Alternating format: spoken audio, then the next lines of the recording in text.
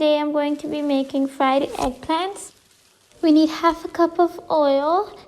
So have your eggplant chopped. Now we're gonna start putting the eggplants on the oil.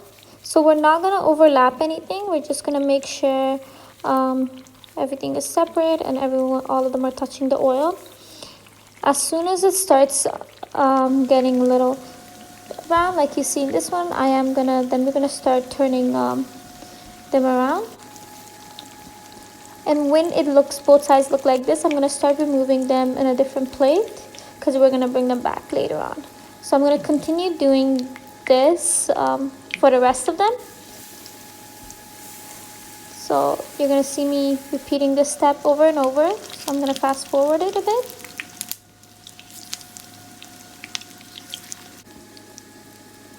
So after all your eggplants are done, I'm gonna grab the tomato paste now and put my half a tablespoon of garlic and half a tablespoon of salt with half a cup of water, and I'm gonna mix that really well. So now I'm gonna put some of the tomato sauce we just put, the base, and start placing my eggplants on it, and then I'm gonna put more tomato sauce on top of it. And then start putting my onions and my peppers that I have chopped up already.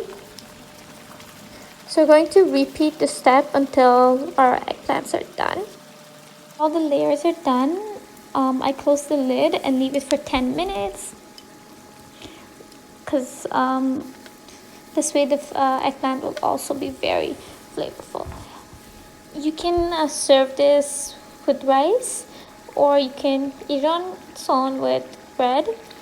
It has a lot of sauce, so it tastes really good. If you do like more videos like this, just don't forget to click subscribe. This is the final product.